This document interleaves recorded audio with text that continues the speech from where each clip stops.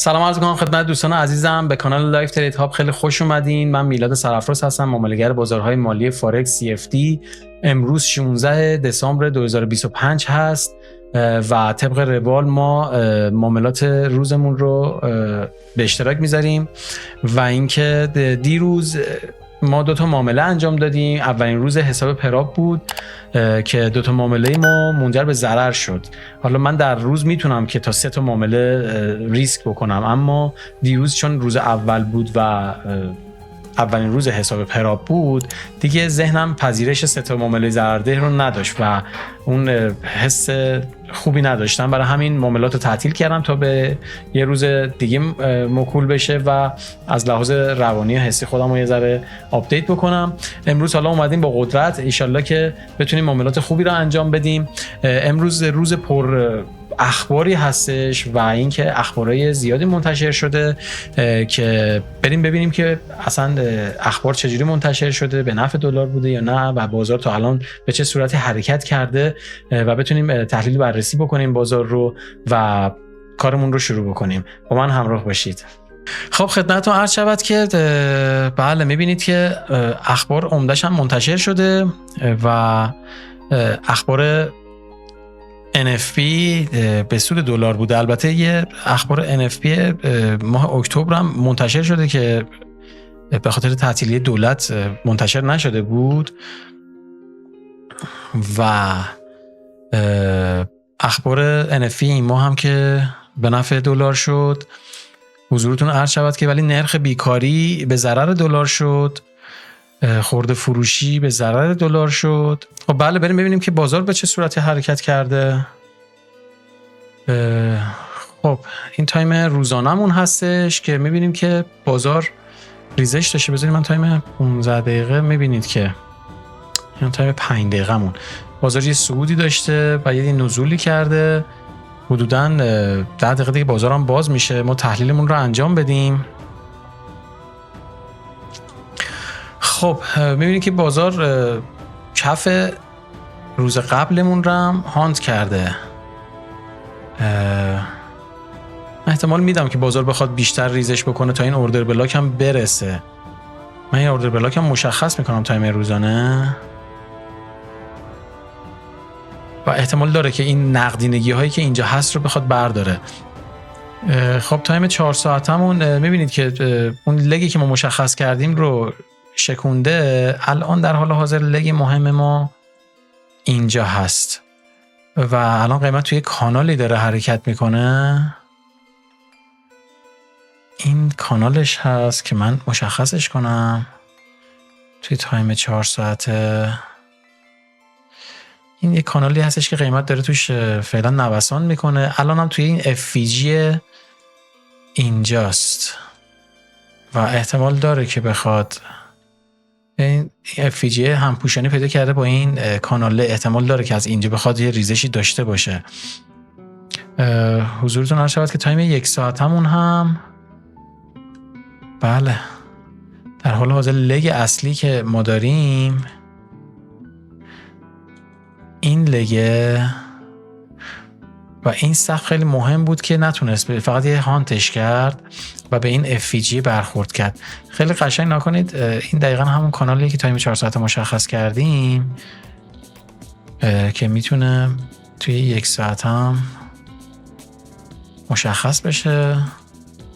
دقیقا اینجام FVG داره. ببینید این FVG ها همشون همه تایما با هم همپوشانی پیدا کردن و میتونه که مهم باشه. خب اینم FVG و اینم دقیقاً همپوشانی پیدا کرده دیگه. اینجا نقطه مهمیه، این حد وسط این کندله میتونه نقطه مهمی باشه که بخواد بالا بزنه بعد بیاد بریزه.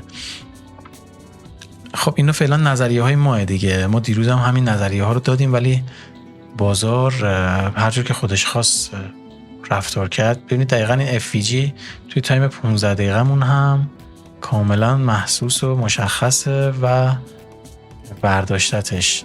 من دقیقا همون نقاط رو مشخص میکنم. ببینید این دقیقا همون ترند لاینه و اون کانالیه که توی تایم های بالا مشخص کردیم. این که کف روزمونه. این اوردر بلاک معتبری میتونه باشه به خاطر اینکه باعث شکستگی سقف شده. این اوردر بلاک معتبریه چون این سقف رو شکونده و بدنه هم شکونده. میبینین احتمال داره که اینجا یک عکس العمل خوبی داشته باشیم به بالا. تا ببینیم که بازار میخواد چیکار بکنه. این سقف رو من مشخص میکنم. ما بریم تایم به حضور شما هر شود که 5 دقیقه مون. خب این نقاط مهم 15 دقیقه بود. بریم تایم 5 دقیقه. خب تو تایم 5 دقیقه ما یه FVG اینجا داریم. یه نوکی بهش زده. میبینین الان سقف مهم ما اینجاست. من این کف رو مشخص میکنم معتبره برای من. ببینید اینجا یه دونه اوردر بلاک حمایتی هم داره. اینجا خودش یه اوردر بلاکه که باعث شکست این سقف شده و اینکه اینجا این اوردر بلاک هم حمایت داره میکنه. این اوردر بلاک یعنی احتمال داره اینجا یک عکس العملی داشته باشیم، ولی بازم باید دید که بازار چیکار میخواد بکنه. من سطوح رو مشخص بکنم، یه نگاهی هم به معاملات دیروزمون بکنیم.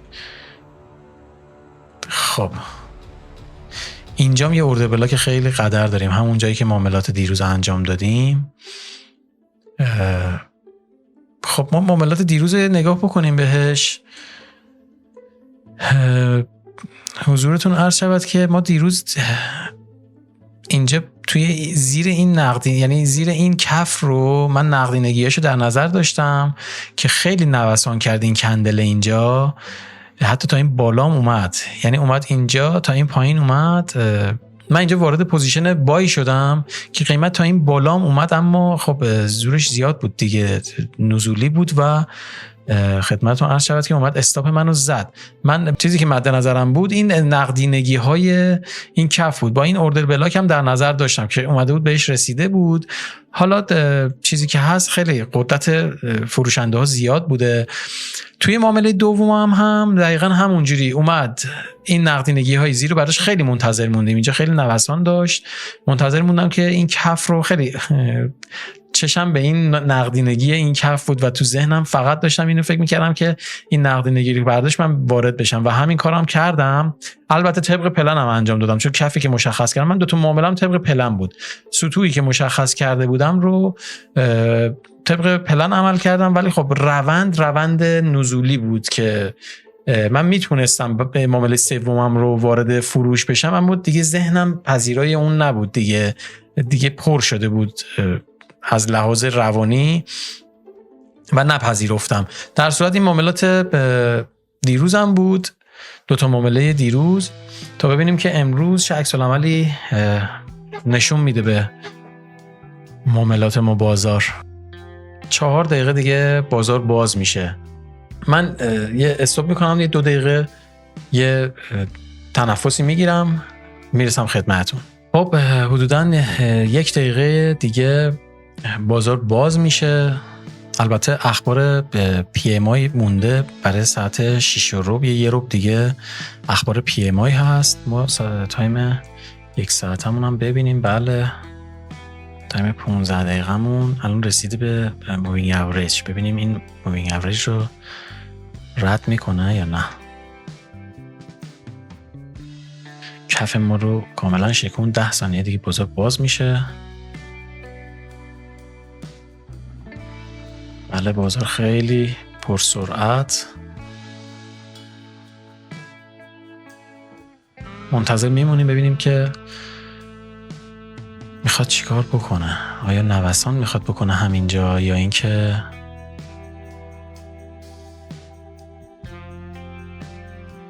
احتمال داره بخواد بریم بالا رو ببینه. ببینیم ریاکتش به این بالا چی میتونه باشه.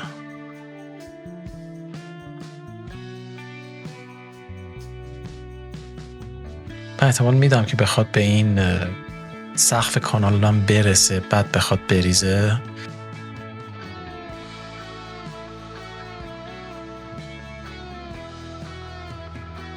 یعنی دقیقاً اوردر بلاک حمایتی که گفتم اینجا حمایت کرد، میبینین یه اوردر بلاک معتبر بود. البته انقدر که فروش انداز زورشون زیاده نتونست که فعلا بره بالا. فعلا اینجا داره نوسان میکنه، کلنجار میره ببینیم چیکار میخواد بکنه. البته منتظر اخبار هم هستیم، 10 دقیقه دیگه اخبار منتشر میشه، اخبار پی ام آی. یه مقدار باید صبوری بکنیم تا ببینیم که امروز نتیجهش چی میشه. میبینین نمیره بالا نمیاد پایین. فعلا همینجا هر کی هم که اینجاها وارد شده فعلا داره قیمت چزش میده دیگه. نمیره بالا نمیاد پایین. سو یه جورایی بسته شده، هم شادوی بلندی داره، درست سعودیه ولی اون شادوش یه مقدار نشون میده که فشار فروش هم زیاد هستش. خب من فعلا تا این قیمت داره نوسان میکنه تحلیلم رو ثبت میکنم.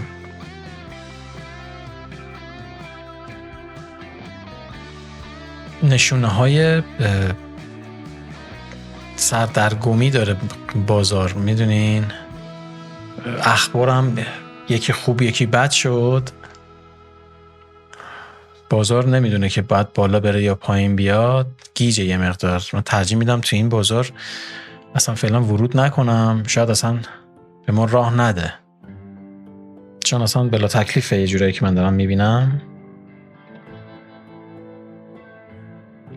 من ترجیح میدم چون الان دیگه 7-8 دقیقه مونده تا اخبار، ترجیح میدم که معامله فعلا نکنم تا ببینیم اخبار چی میشه. 7 دقیقه دیگه اخبار PMI، اخبار مهمی هم هستش و پیشبینی ها خدمتتون عرض شود که پیشبینی ها تقریبا خنثی دیگه، تا ببینیم که خود واقعیش چی منتشر میشه. از اونجاست که میبینین یه جورایی داره کثیف میشه چارت، یه چیزی مثل اینجا داره میشه. خب تو این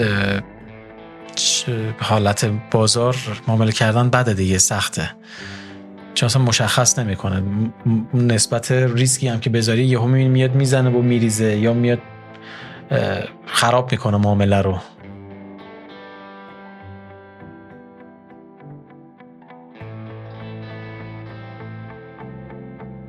چارت دلار هم یه نگاه بکنیم. بله کاملا نزولیه، تایم روزانش، تایم 4 ساعتش. احتمال داره تا این کف بیاد دیگه، داره خیلی با قدرت میریزه. من چون اخبار هست ترجیح دادم که ورود نکنم قبل از اخبار تا ببینیم که چه اتفاقی میخواد بیفته براش.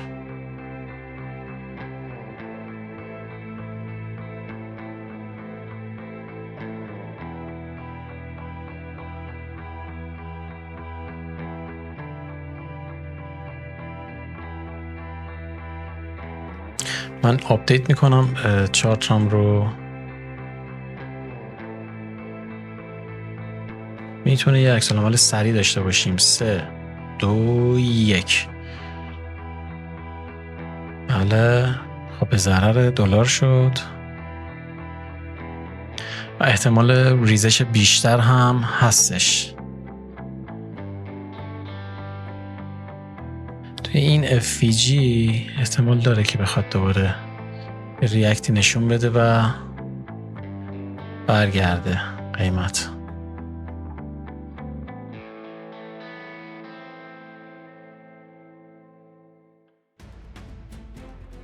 نقدینگی این کف رو برداشت، به این FVG هم که احترام نذاشت. اون کفی که مشخص کرده بودم رو با قدرت شکوندم و به خاطر اینکه نزدیک اخبار بود من وارد نشدم.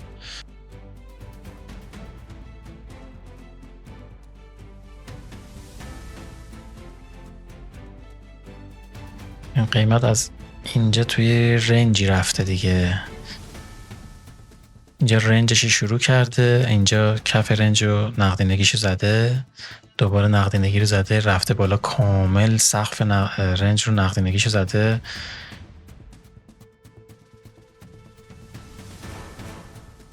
من احتمال میدم که بخواد بیشتر بریزه، چون این نقدینگی ها این زیر مونده، هنوز این بالا رو پاک کرده ولی این پایین مونده. بزنیم ببینیم که چیکار میخواد بکنه. احتمال داره برای قدرتش بخواد بیاد اینجا این FVG رو برداره بعد بخواد بریزه.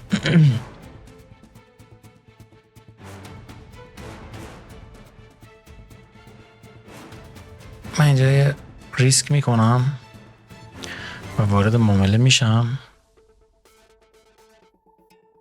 خب اولین معامله امروز ما هست، ببینیم که چطور پیش میره. هر لحظه میتونه نوسانش شدید بشه دیگه، یا بره بالا یا بیاد پایین. ما حالا طبق پلان عمل کردیم.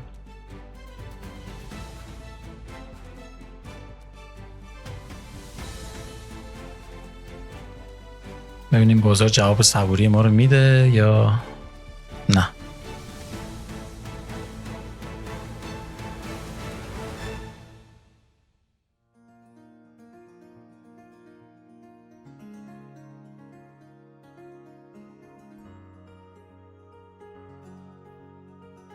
ببینیم که چجوری میخواد حرکت بکنه. بازار توی رنجی هستش که هی میره بالا میاد پایین. ما فعلا پایبند هستیم.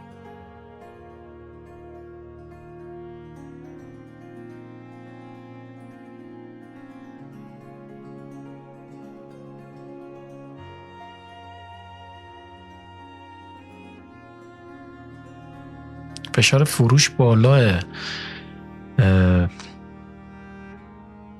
من ریس فری من میکنم به خاطر اینکه خیلی نوسان بالاه،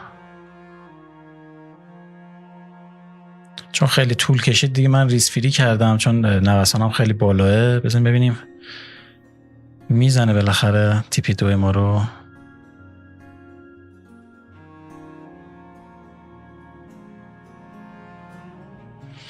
نه دیگه چز میده. این دقیقا از اون بازاراییه که نوسان بالاه، احتمالاً الان میاد ریس فری منو میزنه.